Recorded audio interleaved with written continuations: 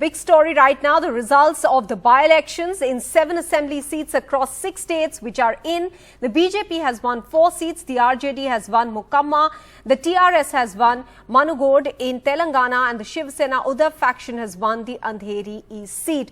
For Chief Minister K. Chandrasekhar Rao in Telangana, this was the first election since he had launched the Bharatiya Janata Samiti, the BRS, that is the national version of the Telangana Rashtra Samiti, so to speak, declaring his national ambitions ahead of the 2024 elections. Meanwhile, in Bihar, while the RJD won the Mokamma Assembly by poll in Bihar, with Neelam Devi retaining her husband's seat, the big contest, because of the interesting political equations emerging ahead of the election, was in Gopalganj. The seat was retained by BJP, but by a margin of 2,000 votes, while AIMIM and BSP together managed to get 20,000 votes, acting as a spoiler for the RJD against the BJP candidate Kusum Devi, who won the election. Now, none of these contests is likely to upset the maths for the current state governments, but with regional parties looking to cobble up a united front for the 2024 Lok Sabha elections just a year and a half away, these could in fact serve as a booster shot or perception busters, depending on the results in the various areas which we have just pointed out to you. Now, let's take you through some of the details that are coming in from Adhampur. Now, this was a case of a family legacy which was on the line in Haryana. A BJP candidate, Bharatiya Bishnoi, has emerged victorious on this assembly by-election seat with a significant margin of 16,606 votes. Kuldeep Bishnoi's son has defeated the Congress veteran Jay Prakash. This was BJP's crucial win amidst an anti-incumbency claim that was being made in Haryana.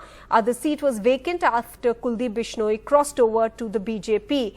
Now, this win, as is already being said by the BJP and by the Bishnois, is big for them. Meanwhile, let's take a look at Anand Singh's family seat, Mokamma, which has in fact been retained by the family. Wrong to say family seat though, even though the family has retained that seat. Anand Singh's wife, RJD's Neelam Devi, has won the seat. The seat was vacant after Anand Singh's conviction. Neelam Devi has defeated BJP's Sonam Devi.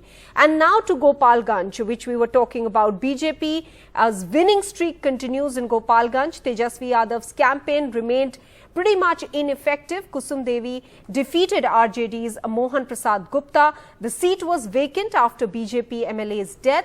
The BJP has had this seat with itself since 2005. Now, this in Gopalganj, what we've seen is pretty much a googly for the RJD. Why? Because as we pointed out, they've lost the seat by 2,000 votes. And where have these 2,000 votes, the margin that has been reduced by RJD, it could have been reduced further or even won by them, had not the AIMIM got around 12,000 votes and the BSP around 9,000 votes, almost 20,000 votes going to these two parties, and this has benefited the BJP because this has largely gone from the other side's kitty. ये जीत भी, जैसे मैंने बताया, ये जीत मेरी पति की जीत है।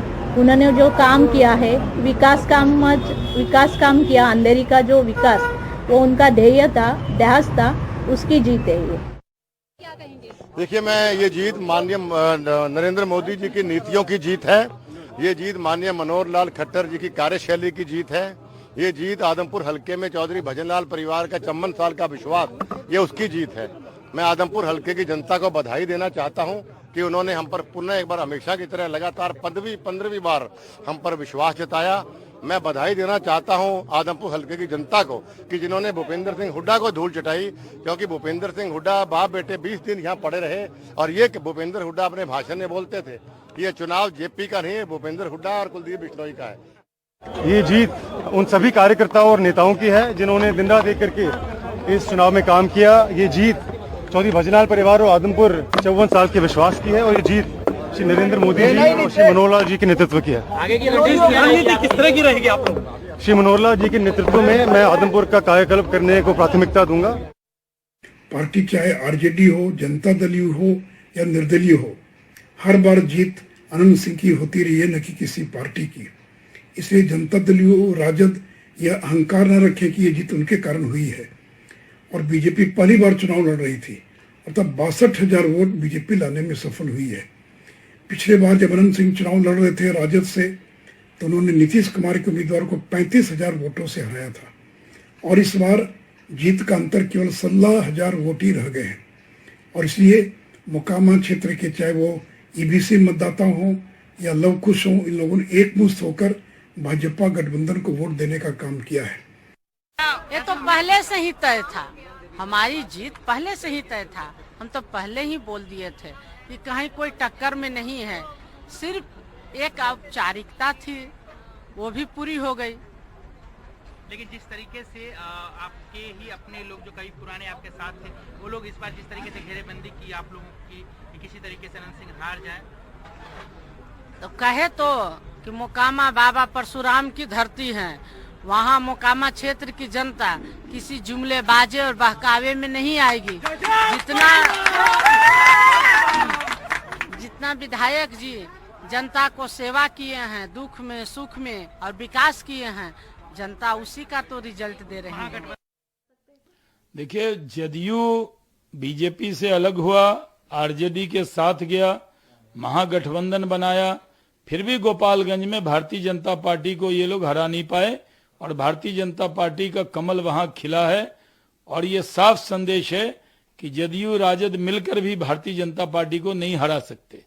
जहां तक मोकामा का संदेश है, मोकामा में तो छोटे सरकार लड़ते हैं जिनको अनंत सिंह जी को कहा जाता है, और वहां भी आरजेडी और जेडीयू महागठबंधन मिलकर लड़े, फिर भी उनका मार्जिन घट गया।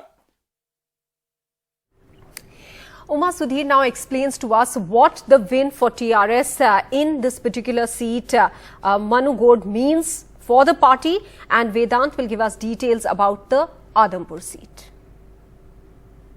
It is the TRS candidate K. Prabhakar Reddy who is going to be declared winner.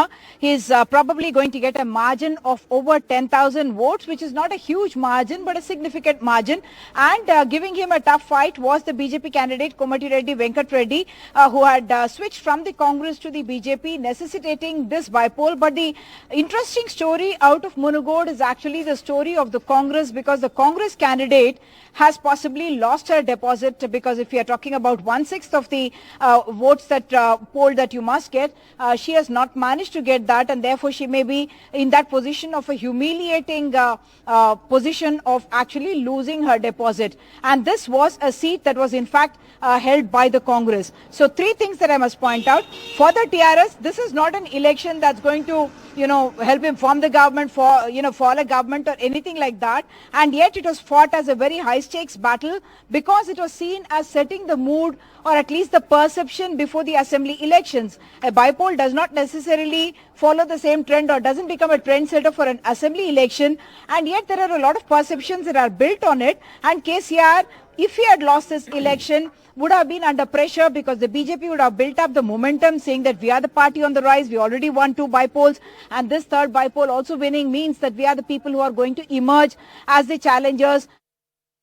Well, Kuldeep Bishnoi's son and BJP candidate Bhavi Bishnoi has won the crucial Adampur bypolls, defeating Congress veteran Jay Prakash. Remember, these bypolls were crucial not just for the Congress but also the BJP. The BJP has lost 2 bypolls consecutively, and if it would have lost this bypoll as well, that would have raised serious questions on the leadership of Chief Minister Manohar Lal Khattar, who was in fact also seen on the campaign trail. Well, this has been a stronghold of the Bishnois. The Bhajan Lal family has been in power here ever since 1968.